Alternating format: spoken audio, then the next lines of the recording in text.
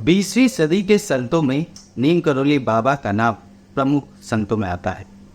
इनके देश ही नहीं विदेशों में भी लाखों भक्त हैं, जिन पर कुछ भी संकट आता है, कोई भी परेशानी आती है, वो बाबा नीम करोली की शरण में पहुंच जाता है।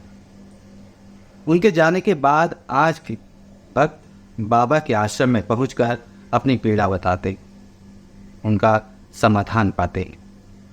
इस बीच भक्त उन्हें अलग अलग नामों से पुकारते। लेकिन क्या आपको पता है कि बाबा नीम करोली के कितने नाम हैं और बाबा खुद के कौन सा नाम लिखते थे? नीम करोली बाबा के 8 नाम हैं। ये नाम भक्तों में प्रचलित है। बड़ी संख्या में नीम करोली बाबा के भक्त उन्हें महाराज जी के नाम से पुकारते हैं। लेकिन नीम करोली बाबा के माता पिता ने जन्म के बाद उनका नाम लक्ष्मी नारायण शर्मा रखा था। फिर जब बाबा बड़े हुए और धर्म की खोज में निकले तो उन्हें लक्ष्मण दास नाम से जाना जाने लगा। इस नाम से रेलवे नेक्स्ट स्टेशन का नाम भी रखा है। जब गुजरात के बवनिया में उन्होंने तपस्या की तो उन्हें तलैया बाबा कहा जाने लगा। जब बाबा नीम करोली गांव में रहने लगे तो ग्रामीण और उस इलाके के लोग उन्हें नीम करोली बाबा कहने लगे। सबसे ज़्यादा भ्रम जो है इसी नाम की स्पेलिंग को लेकर बना हुआ है, जो हिंदी में नीम करोली का ही अनुवाद है। कहीं नीम को निप और करोली को करौली लिखा जाता है। इसमें नीम में ई गति के रूप में इस्तेमाल किया जाता है। नीम करोली नाम महाराज जी ने अपने लिए स्वयं रखा था। उन्होंने कई जगहों पर इसी नाम से हस्ताक्षर किया हुआ है। ये हिंदी के नीम शब्द का ही एक रूप है, जिसका अर्थ होता है फाउंडेशन या आधार, और करोली हिंदी में करारी से बना है, जिसका अर्थ होता है मजबूत। इसका अर्थ हुआ कि मजबूत आधार। बाद में यही नीम करोली और नीम करोली में बदल गया। नीम करोली नाम बाबा के पश्चिमी देशों के श्रद्धालुओं में बहुत ज़्यादा प्रचलित है। अब भारत में भी बहुत सारे भक्त श्रद्धालु बाबा को इसी नाम से पुकारते हैं। चलिए अब आपको कुछ और बताते हैं। बाबा के भक्त कहते हैं कि बाबा ने उन्हें बताया था कि यदि किसी व्यक्ति के घर पर पशु पक्षी आ रहे हैं तो इसका अर्थ है कि उन्हें जल्द ही कोई शुभ समाचार मिल सकता है। इसका ये अर्थ भी है कि उसे धन की लाभ होगा। घर में पक्षियों के आने का ये भी अर्थ है कि आप पर ईश्वर की कृपा होने वाली है। इसके साथ ही भारतीय सभ्यता में बार बार ये बात दोहराई गई कि आपके अच्छे कर्मों का फल अच्छा मिलता है और संत महात्मा की संगति कल्याणकारी होती है। बाबा नीम करोली के अनुसार आपको अचानक साधु संत दिख गए हैं तो ये संकेत हैं कि आपके अच्छे दिन आने वाले हैं। साधु संत के दिखने का संकेत है कि आप पर देवी देवताओं की कृपा होने वाली है और भाग्य आपका हमेशा साथ देगा। एक बात है, बाबा नीम करोली के अनुसार आप भजन कीर्तन में गए हैं और भक्ति में इतने लीन हो गए कि आपकी आंखों में आंसू आने लगे, तो समझिए भगवान आपके साथ है और अब आपको दुखों से छुटकारा मिलने वाला है। भक्ति में आंसू आना शुभ संकेत होते हैं। बाबा नीम करोली से जुड़े कई रहस्य हैं। ये चमत्कार बाबा के भक्तों में प्रचलित है। एक बार की बात है कि कैची धाम आश्रम में भंडारा होना था। बड़ी संख्या में लोग भंडारे का प्रसाद ग्रहण करने के लिए आए, लेकिन इस दौरान घी कम पड़ गया। प्रसाद उतना नहीं बन पाया जितने की भक्त आए हुए थे। बाबा के भक्त ये परेशानी लेकर बाबा के पास पहुंचे तो फिर नीम करोली बाबा जी ने अपने भक्तों से कहा कि चिंता मत करो, पास में माँ गंगा बह रही है, वहाँ से 2 कनस्तर जल भरकर ले आओ। भक्तों ने ऐसा ही किया। वो गंगा जल भरकर ले आए और कढ़ाई में डाल दिया। बाबा नीम करोली के चमत्कार से कढ़ाई में डाला जल यानी कि पानी जो था वो देसी घी में बदल गया और उसमें गर्मा गर्म पूरियाँ तली जाने लगी। सभी भक्त ये देखकर हैरान रह गए। दूसरे दिन बाबा के आदेश पर 2 कनस्तर देसी घी बाजार से मंगवाकर गंगा मैया को वापस कर दिया गया और घी नदी में प्रवाहित हो गया। बाबा के चमत्कारी किस्सों पर किताब भी लिखी गई है जिसका नाम है मिरेकल ऑफ लव। इस किताब में बाबा के चमत्कारों के कई किस्से बताए गए। इस किताब में बाबा के बुलेट प्रूफ कंबल से जुड़ी एक घटना का भी जिक्र मिलता है। नीम करौली बाबा हमेशा ही कंबल ओढ़ा करते थे।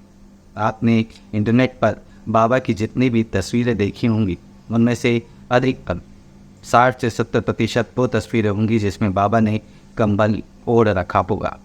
रिचर्ड एल्बर्ट, जिनको भारत में रामदास के नाम से जानते थे, उन्होंने अपनी किताब मिरेकल ऑफ लव में बुलेट प्रूफ कंबल से जुड़ी घटना का जिक्र किया है।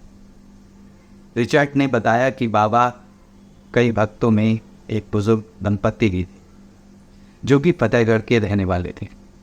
बाबा के चमत्कारी कंबल की यह घटना सन 1943 की है। उस वक्त दुनिया में सेकेंड वर्ल्ड वॉर चल रहा था। सारे देश एक दूसरे से जंग में लड़ रहे थे।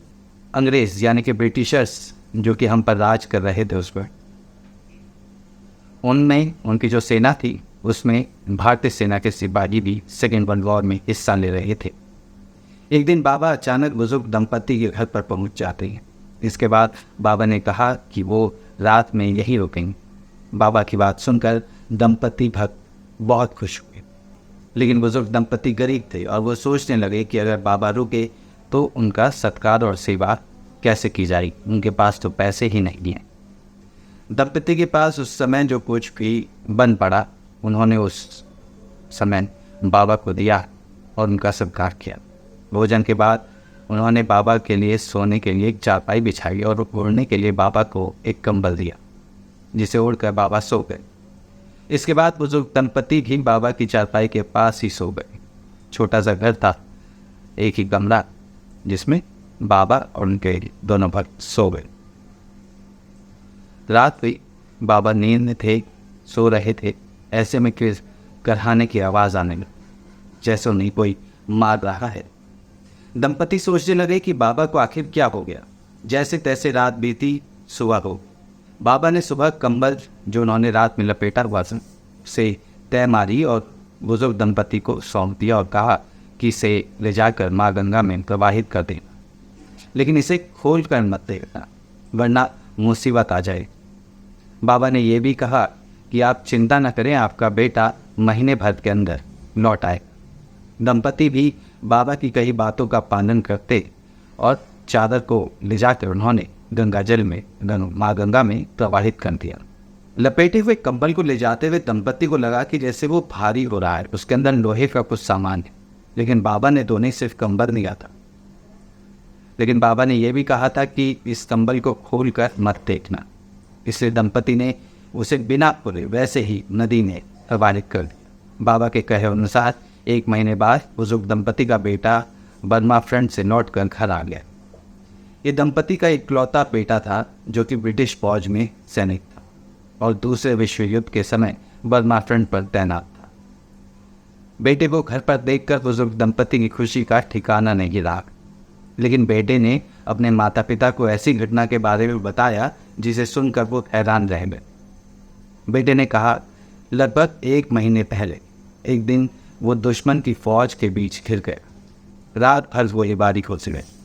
इस युद्ध में उसके साथी मारे, लेकिन वो अकेला बच गया। बेटे ने कहा कि कैसे बच गया, मुझे नहीं मार। उसने कहा कि उस पर खूब गोलीबारी हुई, खूब गोलियां उसकी तरफ चली, लेकिन एक भी गोली उसके शरीर तक नहीं पहुंच।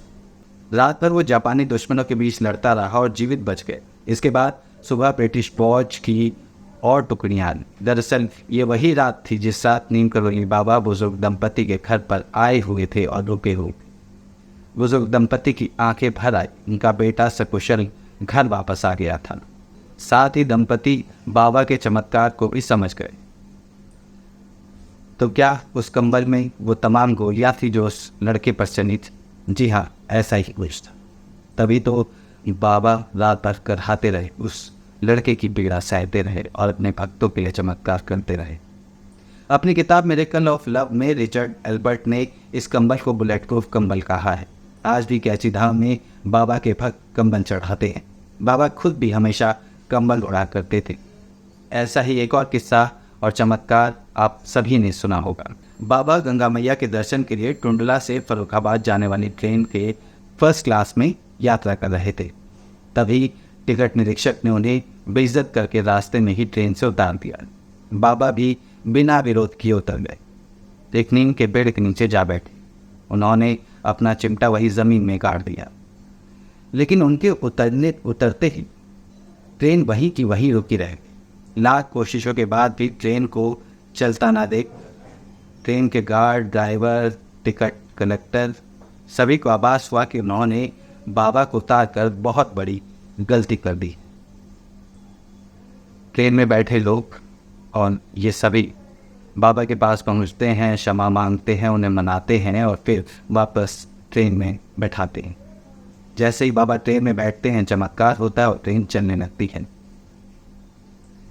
लेकिन ट्रेन चलने से पहले बाबा ने ट्रेन पर बैठने के लिए 2 शर्तें रखी। पहली कि वो कभी भी किसी साधु संत को ऐसे बेइज्जत नहीं करेंगे। इसके बाद उन्होंने प्रथम श्रेणी का अपना टिकट भी दिखाया। उनकी दूसरी शर्त ये थी कि उस जगह पर एक रेलवे स्टेशन बनना चाहिए। ये वक्त ब्रिटिश शासनकाल का था। बाबा की दोनों शर्तें मान ली गई। फिर जैसे ही बाबा ट्रेन पर बैठे ट्रेन चल पड़ी और उस स्थान का नाम नीम करौली स्टेशन पड़ गया, जो आज भी स्थित है। इसी ट्रेन में उनके साथ उस गांव से काफ़ी लोग माँ गंगा के स्नान के लिए जा रहे थे। उन्होंने बाबा से विनती की कि वो उनके गांव में आकर आएं। फिर बाबा ने गांव वालों से कहकर गुफा बनवाई। बाबा ने अपने हाथों से हनुमान जी की मूर्ति की रचना की, जिसे गुफा के अंदर रखा गया। ये वही हनुमान जी की मूर्ति है जो आज आपको पैची धाम में दिखाई देती है। बाबा उस गुफा में अनेक दिन घोर तप बाबा उस गुफा में कई दिन तक वहाँ पर स्थापना करते रहे, जहाँ उनका नाम बाबा नीम करौली पड़ गया।